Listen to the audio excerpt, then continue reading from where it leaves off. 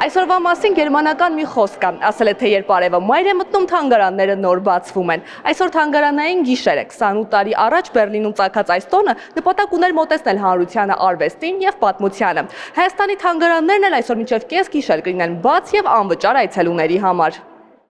Այս տարվա թանգարանային գիշերը Հայաստանում հոբելյանական է։ Արդեն 20-րդ անգամ Այսյան այս օրը մեր երկրի թանգարանները բացում են իրենց դռները։ Թանգարանները բաց են առավոտյան ժամը 11-ից։ Այդ ժամերին արդեն թանգարանում կային այցելուներ։ Իհարկե ոչ բոլորն էին տեղյակ, որ այսօր թանգարան կարող են այցելել անվճար։ Հատկապես զբոսաշրջիկները տեղեկանալով անակնկալի եկան եւ շտապեցին այցելել թանգարաններ։ Հա, հենց թանգարանից ենք դուրս եկել։ Պատմության թանգարանում։ Չէ, տեղյակ չէի։ Ես չգիտեի, հրաշալի եք այցելել հենց մոտակա թանգարանը։ Ես Հայաստանից չեմ իմանում։ Ես Լոս Անջելեսից եմ։ Որոշեցի այսօր ինչքան հնարավոր է շատ թանգարան պատկերասրահներում գտնվեն կամ թանգարաններում։ Դե Մատենադարան հաճույքով կգնայի, եղել եմ երիտասարդ ժամանակ։ Բայց հիմա օգտվելով առիթից ժամանակ որ գտնեմ անպայման կգնամ։ Փոքրուց պետք է զարգացնել երեխաներին ու ծանոթացնել արմատներին։ Այո, հենց դրա համար էլ եկել ենք, վայելում ենք այսօր։ Ամեն տարի համաեվրոպական տոնը կրում է մի խորագիր։ Այս տարվա թեման է թանգարանների ապագան արագ զարգացող համայնքներում։ Թանգարանները օրվա արդիվ ներկայացնում էին հատուկ ծրագրեր։ Հայաստանի պատմության թանգարանում ամեն ժամում մեկ անցկացվում է էքսկուրսիա տարբեր բարբառներով։ Ահա Արտաշեսյան արքայատողմի բարեփոխումներից մի դրվագ Վայոց ձորի բարբառով։ Ամենակարևոր բարեփոխումներից մինը արեց հողային բարեփոխումը։ Այդ սահմանակարերը, որը որ տրեց, որ դու չկաս ասես, էս իմն է, ես ասեմ, չէ, էս քոնն է, դու իմն է, էս քոնն է։ Օրվա վերջում էլ այցելուները կկարողանան ներկա գտնվել համերգային ծրագրի ազգային մոտիվներով ու անցնել հայոց պատմության լավագույն էջերով։ Համերգային ծրագրի շրջանակում հնչելու են պատմական Հայաստանի տարբեր գավառներից հավաքագրված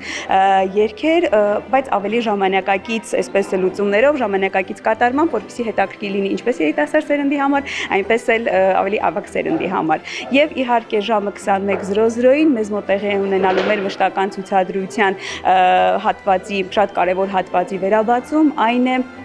անկախության վերականգնման ուղիներով 15-ից 18-րդ դար։ Բազմաթիվ այցելուներից ուշադրություն էին գրավում Հարսն ու Փեսան, որոնք որոշել էին իրենց օրվա մի մասը ավելի մշակութային դարձնել։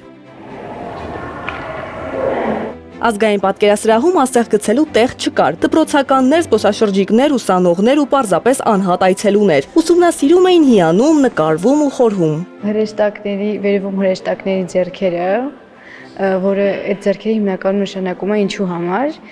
այդ էինք նայում, որ հասկանանք, եթե այս նկարը նկարագրում է երեխայի ծնունդը, ինչ են հրեշտակները, այդ հարցը տալիս Աստծուն ինչու համար։ Ձեռքերի վեր ուղված ձևն է հետաքրքիր։ Սա Կոմիտասի սրինգն է, որով ստեղծագործել է։ Այս նկարում էլ Վարդապետն ու իր աշակերտներն են, նրանցից մեկն էլ Բարսեղ Կանաչյանն է, ով մշակել է Հայաստանի օրհներքի երաժշտությունը։ Այս ցուցադրությունն էլ ներկայացված է հատուկ թանգարանային օրերի առիթով։ Հայտնի է, որ սրինգը ազգային երաժշտական գործիք է իր ծագումով հայկական, եւ Կոմիտասը դրան նվիրված շատ հետաքրքիր երաժշտական ուսումնասիրությունների հոդված ունի։ Այդ հոդվածը ինքնագիր տարբերակով այստեղ եւս ցուցադրված է եւ Կոմիտասն ասում է, որ սրինգը նույն բլուլ կոչվող երաժշտական գործիքն է։ Արտաշատի համար մեկ դպրոցի աշակերտներն էլ ավարտել էին շրջայցը ու դուրս եկել թանգարանից, սակայն ոգևորությունը դեռ շարունակվում էր։ Միմյանց հետ կիսվում էին ստացած նոր տպավորություններով ու տեղեկություններով։ Շատ հետաքրքիր էր հնադարյան պատմությունները իմացանք մեր Հայաստանի։ Ինչ հետաքրքիր բան տեսար։ Առաջին կոշիկը, որը հայտնաբերվել էր աշխարհի ամենահին կոշիկն էր եղել, հստակ պատմվում էր Բագրատունյան թագավորության մասին, Վանի թագավորության մասին, պատմվում էր գինու մասին, որ առաջին խմիչքն է եղել գինին աշխարհում, Այբուբենի մասին, շատ հետաքրքիր էր եւ ուսուցողական։ Այս տարի թանգարանային է ոչ միայն գիշերը, այլ հանգստյան օրերը։ Վաղը թանգարանների միջազգային օրն է։ Թանգարանների մուտքը ցուցադրության ժամերին կրկին ազատ կլինի։ Իբրիսիմի Ավակյան, Հայկ Սուքյասյան, Հորիզոն։